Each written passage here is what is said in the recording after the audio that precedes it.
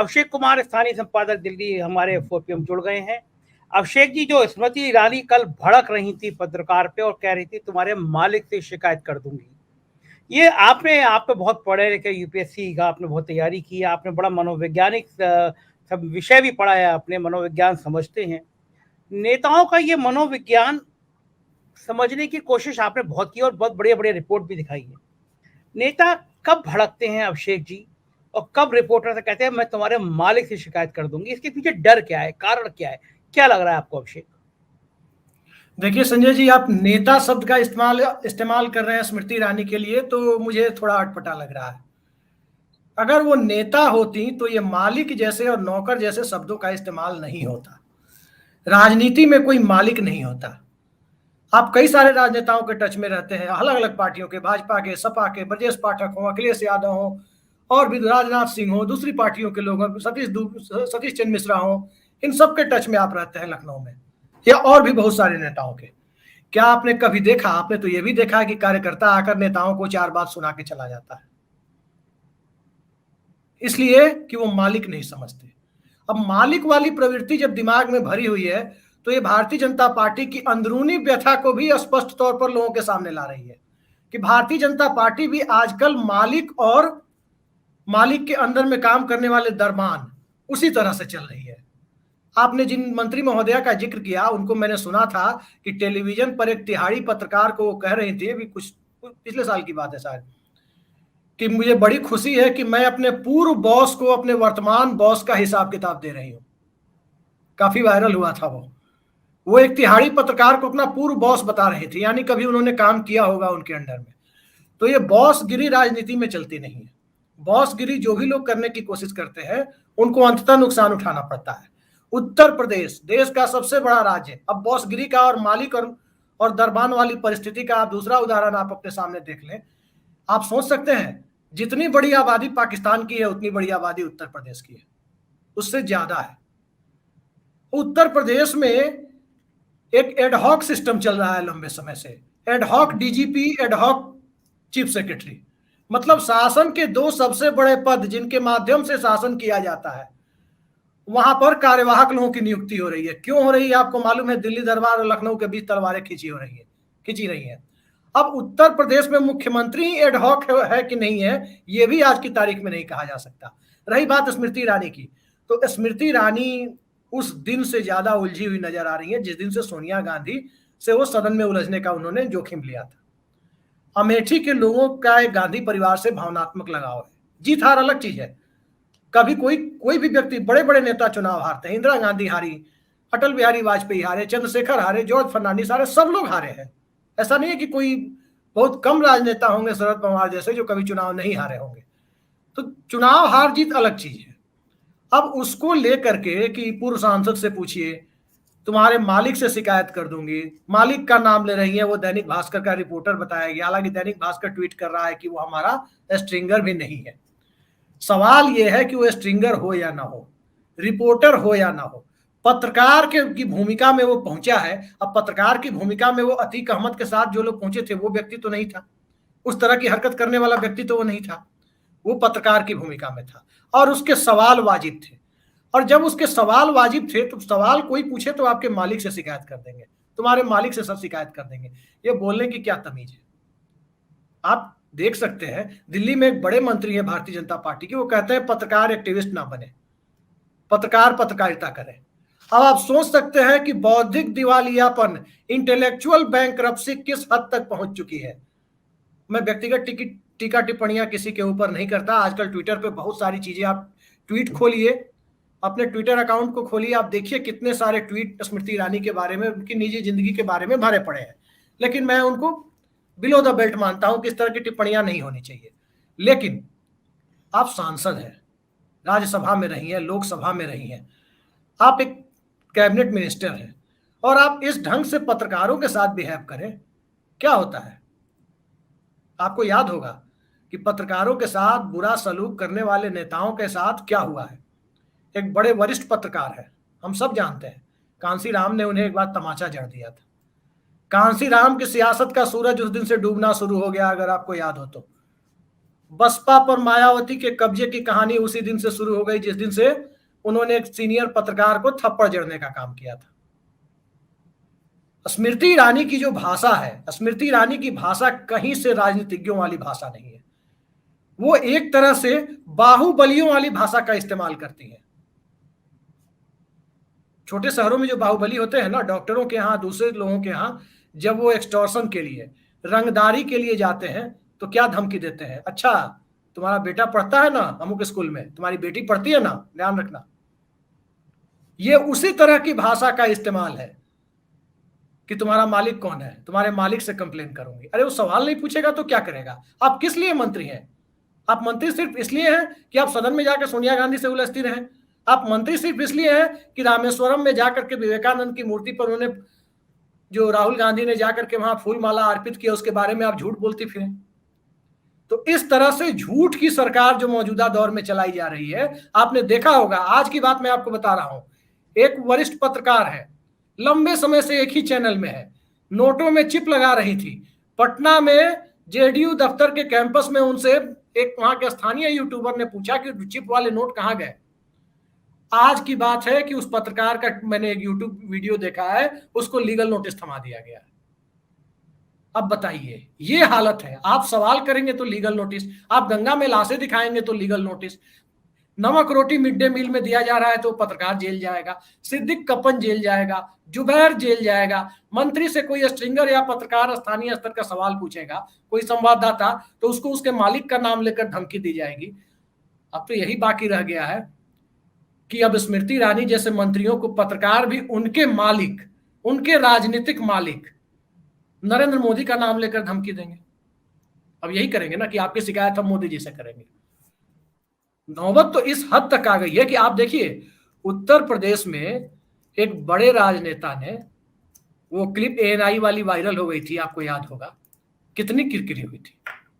हालांकि वो पत्रकारों के साथ ठीक ठाक से बातें करते हैं, मोटे तौर पर सभी लोग बताते हैं, ठीक है, उस दिन उनका मिजाज थोड़ा गड़बड़ रहा होगा, लेकिन जो परिस्थितियां हैं, उन परिस्थितियों में भारतीय जनता पार्टी 2024 में या 2023 में जब भी लोकसभा के चुनाव होते हैं, आधी तो नरेंद्र मोदी सरकार की नाकामियों की वजह से, 9 साल की जो नाकामियां हैं, जो परफॉर्मेंस है, उस वजह से उसको नुकसान हो रहा है, लेकिन आधा नुकसान स्मृति ईरानी जैसे नेताओं की वजह से हो रहा है।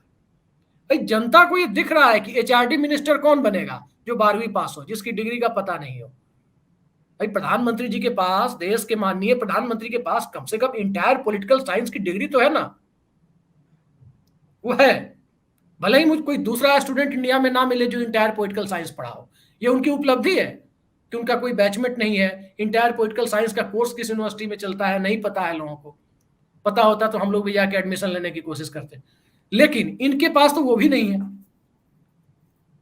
पत्रकारों को धमका देना लोकतंत्र में और मालिक का नाम लेकर धमका देना, ये सीधे सीधे उस अखबार समूह की विश्वसनीयता पर भी सवाल खड़ा करता है कि अखबार समूह का मालिक केंद्रीय मंत्रियों के हाथों की कठपुतली कथित तौर पर बना हुआ है, तभी कोई धमका सकता है। आपको याद होगा कांसी राम ने जिस पत्रकार के ऊपर थप्पड़ जड़ा था, हम लोगों के वरिष्ठ साथी हैं, हम लोगों से काफी अच्छे संबंध है, बहुत ही अच्छे पत्रकार हैं, उन्होंने एक मिसाल स्थापित की है पत्रकारिता में। उस दौर में वो जूनियर पत्रकार थे। एसपी सिंह ने किस ढंग का माहौल, उस वक्त आज तक के टीवी पत्रकारिता के पितामह एसपी सिंह, किस ढंग का माहौल पूरे देश में बना दिया था। पूरे देश के पत्रकार जिला स्तर पर प्रदर्शन कर रहे थे कांसीराम के खिलाफ। ये होता है कि हमारे रिपोर्टर के साथ आपने बदसलूकी कैसे की। आज आप देख रहे हैं कहां गया श्रमजीवी पत्रकार यूनियन, कहां गया एडिटर गिल्ड्स ऑफ इंडिया, कहां है दैनिक भास्कर समूह या कोई भी पत्रकारों का समूह जो कि आपको दिख रहा हो कि उस स्ट्रिंगर का जो अपमान हुआ है उसके समर्थन में कुछ करता हुआ दिखाई दे, कहीं प्रदर्शन करता हुआ दिखाई दे। कहीं आपने देखा है? आज हमारे आपके जैसे चंद लोग चर्चा कर रहे हैं। ये फर्क आया है मौजूदा दौर में गोदी मीडिया में। ये फर्क आया है जिस फर्क को लेकर तिहाड़ रिटर्न लोग, अजीत अंजुम जैसे लोग जब कुछ खुलासा करते हैं तो उनके ऊपर भी ट्वीट के माध्यम से चीटाकसी करते हैं कि अपनी लाइफ में फेल लोग हैं। अरे फेलियर और सक्सेस की परिभाषा ही अगर चापलूसी है, दलाली है, तो सारे लोग वो काम नहीं कर सकते। जो कर रहे हैं उनको मुबारक हो। आखिर राजनीति एक संसदीय क्षेत्र हो, सास बहू का सीरियल तो है नहीं। सास बहू के सीरियल को भी न्यायपालिका ने हस्तक्षेप कर बंद कराया था, आपको याद होगा कि बंद करो, ये तमाशा लंबे समय से चलता रहा है, ये क्या हो रहा है, सीरियल खत्म ही नहीं हो रहा है। लेकिन ये सीरियल कौन सी न्यायपालिका बंद कराएगी जिसमें पत्रकारों के साथ राजनेता बदसलूकी कर रहे हैं।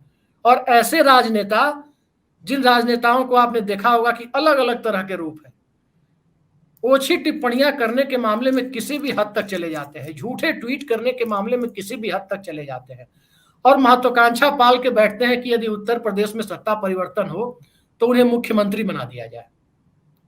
यह भी महत्वाकांक्षा है। स्मृति ईरानी के बारे में हम लोग सुनते हैं कि उनकी भी महत्वाकांक्षा है कि उत्तर प्रदेश में वो मुख्यमंत्री बन जाए। अब कितनों को नरेंद्र मोदी एकोमोडेट करेंगे भाई? आपको एचआरडी जैसे बड़े मंत्रालय से डिमोट करके महिला बाल विकास में ला दिया गया। मानव संसाधन यानी शिक्षा मंत्रालय कितना बड़ा मंत्रालय इस देश का, आप सोच सकते हैं। कौन लोग शिक्षा मंत्रालय चलाते थे? डॉक्टर कर्ण सिंह, अर्जुन सिंह, मुरली मनोहर जोशी, एसआर बोम्मई, इतने बड़े बड़े लोग, कपिल सिब्बल, इतने बड़े बड़े लोग देश का शिक्षा मंत्रालय संभालते थे। माधवराव सिंधिया, वो मंत्रालय जो एक बार भी लोकसभा चुनाव नहीं जीती, जिनकी 12वीं से आगे की डिग्री का पता नहीं है, उनको सौंप दिया गया। और उस मंत्रालय में आपका परफॉर्मेंस ऐसा रहा कि फिर आपको ला करके महिला बाल विकास में दे दिया गया। और महिला बाल विकास में जहां आपको दिया गया, वहां की हालत यह है कि कुपोषण के मामले में उत्तर प्रदेश, ये रिपोर्ट सरकारी रिपोर्ट है, उस पर हम लोगों ने एक चर्चा भी की थी, कुपोषण के मामले में उत्तर प्रदेश पूरे देश में नंबर 1 पर है, जिस उत्तर प्रदेश से स्मृति ईरानी सांसद है। तो अपने परफॉर्मेंस का तो पता नहीं, 13 रुपए किलो चीनी की बात कर रही थी, वो 13 रुपए किलो कौन कहे, आज उसका 3 गुना यानी 39 रुपए भी चीनी लोगों को नहीं मिल रही है। तो अपने परफॉर्मेंस का पता नहीं, और पत्रकारों को मालिकों के नाम से धमकी देती। कल को पता चले कि संजय जी आपके पास आकर के कोई कहे, हमारे पास कोई आकर के कहे कि हमारे ऑफिस के हमारे रिपोर्टर ने जाकर के किसी से सवाल पूछा, अच्छा रुको मैं संजय जी को फोन मिलाता हूं, रुको मैं अभिषेक जी को फोन मिलाता हूं, इस तरह की बातें अगर उसके साथ करें, तो क्या हम लोग उस राजनेता को इसी तरह से बख्श देंगे? क्या उस पर रिपोर्टिंग नहीं करेंगे? क्या उस पर हम लोग अपनी सफाई नहीं देंगे? बदसलूकी हमारे पत्रकार के साथ हुई है। केशव प्रसाद मौर्य ने माइक छीनने का काम बीबीसी के रिपोर्टर के साथ किया था, कैमरा बंद करवाने का काम किया था, तो क्या बीबीसी ने बख्श दिया था क्या? अफसोस स्मृति ईरानी से ज्यादा दैनिक भास्कर समूह पर है, जो इस बात से इनकार कर रहा है कि वो हमारा स्ट्रिंगर नहीं है। अब कल को मान लीजिए हमारे और आपके दफ्तर का कोई व्यक्ति अगर कहीं किसी मामले में लिप्त हो जाए, तो क्या हम कह देंगे कि हमारा नहीं है? जी हाँ, हमारा स्टाफ है, हमारी भूमिका उसके साथ एक स्टाफ और संपादक के तौर पर है, उसके आगे की गतिविधियों का हमें पता नहीं है। एक यही लाइन होती है ना, ऑफिशियल लाइन। भाई इस देश में तो प्रधानमंत्री लोग पद पर ऐसे लोग होते थे जो सीधे सीधे कहते थे कि भाई हाँ भाई हमारे इस व्यक्ति से संबंध है, हमारी निजी नजदीकियां हैं, दोस्ती है। लेकिन आज की तारीख में आप देखें कि स्मृति ईरानी इतनी ताकतवर मंत्री हैं कि वो कुछ भी कह सकती हैं किसी को। मैं आपको एक छोटा उदाहरण देता हूं, मैं नाम नहीं लूंगा। एक केंद्रीय मंत्री थे, उनके यहाँ एक व्यक्ति पहुंचे कि उनके दामाद का, जो व्यक्ति पहुंचे थे उनकी पार्टी के कार्यकर्ता थे, उनके दामाद केंद्रीय विद्यालय में शिक्षक हुआ करते थे। उन्होंने कहा कि ट्रांसफर पोस्टिंग का जो है हर 3 साल पे, आप जानते हैं केंद्रीय विद्यालय में ट्रांसफर होता है शिक्षकों का, तो कहीं नॉर्थ ईस्ट वगैरह ना भेजा जाए, कहीं ठीक ठाक जगह इधर दे दिया जाए। सामान्य सा काम था कि उनको, हालांकि केंद्रीय विद्यालय वाले लोगों को यह होता है कि कम से कम नॉर्थ ईस्ट में एक बार जाना पड़ता है, शायद ऐसा कुछ रूल है कि पूर्वोत्तर भारत में एक बार जाना पड़ता है शिक्षकों को। तो उन्होंने कहा कि अभी चूंकि बच्चा छोटा है, इस समय वो नॉर्थ ईस्ट जाएंगे तो ये बाद में चले जाएंगे, अभी कम से कम इधर ही रहने दिया जाए। उन मंत्री महोदय ने, वो सीनियर मंत्री हैं, निजी तौर पे मैं नाम आपको बता दूंगा, उन मंत्री महोदय ने उस वक्त की एचआरडी मंत्री महोदया को कथित तौर पर फोन लगाया, और इतने सीनियर मंत्री को एचआरडी मंत्री महोदया ने कथित तौर पर कहा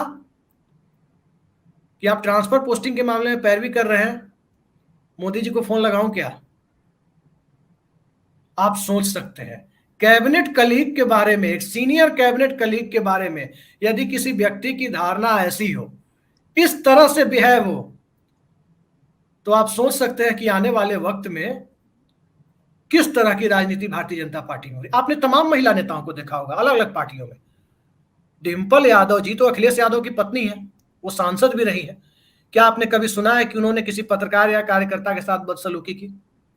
किसी ने सुना हो तो बताइए।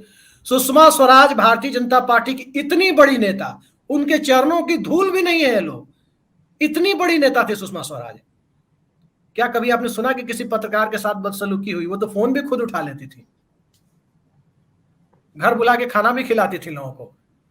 कभी किसी ने सुना कि किसी के साथ बदसलूकी हुई पत्रकार के साथ? इसलिए कि वो पॉलिटिशियंस थे, वो आंदोलनों से आए थे, वो कॉलेज और यूनिवर्सिटी का मुंह देख करके आए थे, इसलिए वो नेता थे। और छोड़िए, तमाम चीजें एक तरफ रखिए, अंगूठा छाप मानी जाने वाली राबड़ी देवी 8 साल तक बिहार की मुख्यमंत्री थी, विधान परिषद और विधानसभा में विपक्ष की नेता रही। क्या कभी किसी ने सुना कि राबड़ी देवी ने किसी पत्रकार से बदसलूकी की है? दिल्ली से तमाम बड़े पत्रकार जाकर उनका इंटरव्यू लेते थे, वो इंटरव्यू में अटकती भी थी क्योंकि उनकी अपनी सीमाएं थी, लेकिन कभी आपने नहीं सुना। स्मृति ईरानी आखिर करेंगी तो क्या करेंगी? जो उनके बॉस की आदत है वो उनकी आदत है। उनके बॉस पत्रकारों को हेलीकॉप्टर से उतार देते हैं, पूरे देश ने देखा है।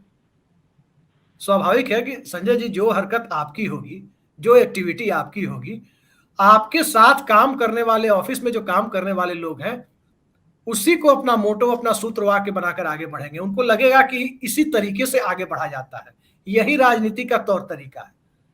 गनीमत है कि स्मृति ईरानी जी हेलीकॉप्टर में नहीं थी। मोदी जी ने तो कम से कम इतनी इज्जत बख्शी थी विजय त्रिवेदी जी को कि कहीं उन्होंने हेलीकॉप्टर को लैंड कराया था। स्मृति ईरानी जी होती तो उनकी कल की हरकतों को देख करके लग रहा है कि लैंड कराने की जरूरत नहीं पड़ती हेलीकॉप्टर को, ऊपर से ही पत्रकार महोदय को नीचे भेज दिया जाता। जी।